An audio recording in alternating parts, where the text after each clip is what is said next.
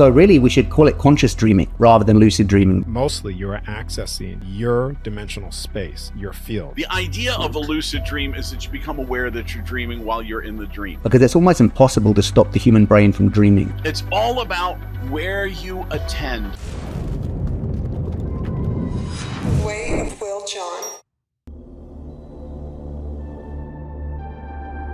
A lot of people still nowadays, actually, when you talk about lucid dreaming, they believe you're talking about vivid dreaming. You know, so, oh, my dream was really lucid. And they often mean kind of really colorful, really vivid. So really, we should call it conscious dreaming rather than lucid dreaming, because then the term is more direct. But lucid dreaming is the term we have. So a lucid dream is any dream in which you're consciously aware of the fact that you're dreaming as the dream is happening. So if you ever had the experience of being sound asleep in your bed in a dream, and within the dream, self-reflective awareness, what we can call it self-reflective awareness, becomes reactivated. So you're asleep in the dream and you're going, oh shit, I'm in a dream right now. Wow, this is so cool. I can choose what to do. I can fly. You can have sex with movie stars. Okay, you do all that stuff. But now I can do my spiritual practice. Now I can integrate my trauma. Now I can face my fear and transform my nightmares. Now I can treat anything within me that I could treat with hypnotherapy through the lucid dream state. Because once you're lucid, you are conscious within the unconscious mind, which is similar to a state of hypnotherapeutic trance. And in the same way as a hypnotherapist might guide you into the subconscious and plant a seed of healing intent, which will then manifest in the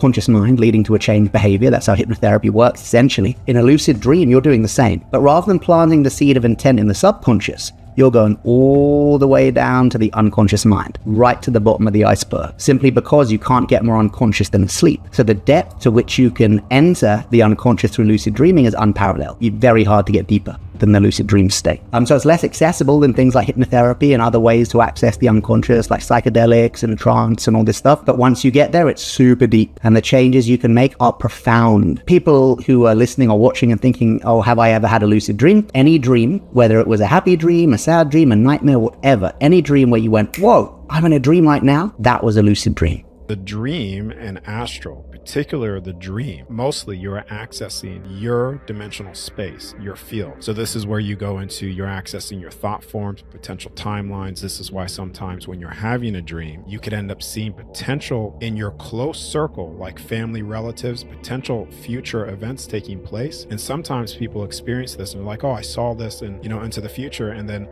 a week or the day prior, that takes place because you are accessing your thoughts and potential time events within the dream space. The idea of a lucid dream is that you become aware that you're dreaming while you're in the dream. And that's very attractive to people who want to seize control of the experience and make it do what they want it to do, which is fine if you want to do that. My position on lucid dreaming is that it has been a rare experience for me in my life. Most people who talk about it have done it a few times in their life. It's not commonplace. And that doesn't mean that there aren't people in the world who lucid dream on a regular basis.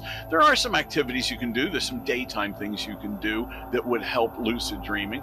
One of the things I recommend to everybody is a few times during the day, stop what you're doing, look around, and drink up all the senses. Right at this instant, just be as completely in this instant as possible. Just drink it up. Where am I? What am I doing? What's it smell like? What's the wind like? Is the sky blue? Everything about right now. And as you do that, look at your hands. So you make a little mental habit of stopping to look around and look at your hand. Now, many people report that little activity done during the daytime on a regular basis, a couple of times a day, to stop, look around, drink it all in, look at your hands, be here now, be as present as you can with the instant. And if you practice that in daytime, pretty likely that during the night you're going to do something where you attend more completely, and that should be a trigger to wake you up.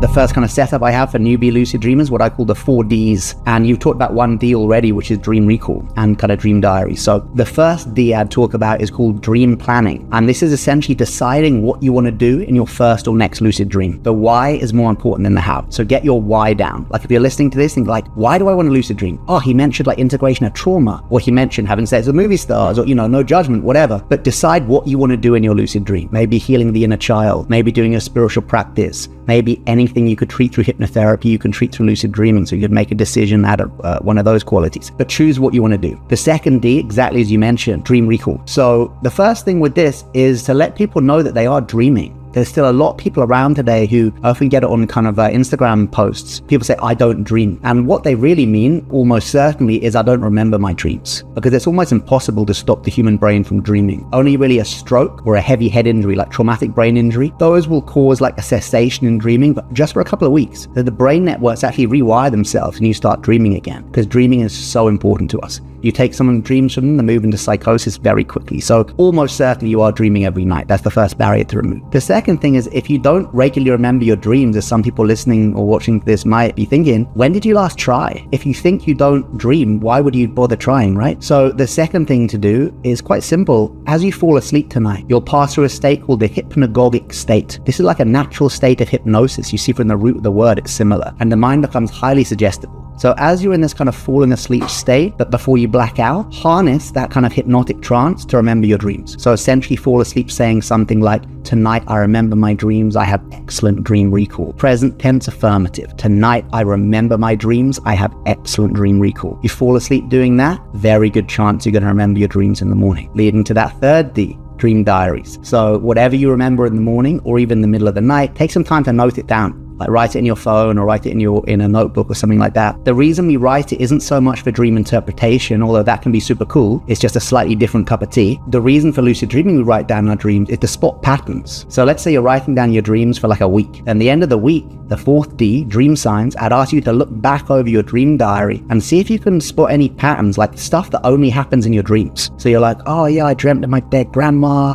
I dreamt of like being back in the house I used to live as a kid. I dreamt about being back at school. I dreamt of zombie apocalypses, whatever. Stuff that can only happen in your dreams. And those are called dream signs. Dream signs are any aspect of the dream that can indicate to you that you're dreaming. By keeping the dream diary, you start to acknowledge those, being like, oh, whoa, I got a recurring dream sign. I always dream of zombies. Or like, I often dream of my dead grandma. Now, once you do that, you're creating this trigger. You're associating dead grandmother with dreaming. You're making that association. And once you can make that association strong enough, eventually you'll be in the dream, your dead grandma will appear, and it's really weird when it first happens. You have a sense of like deja vu in the dream. You have this sense of like, dead grandma, like, what is this reminding me of?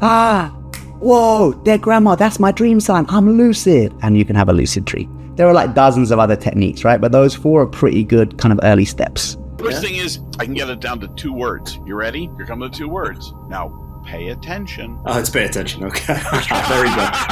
You get it? I'm here. It's all about where you put your attention. It's all about where you attend. You're going to pay attention to something all the time, your entire life. You're doing it all the time. You're paying attention, choosing out of all the things going on around you, something you're focusing your attention upon.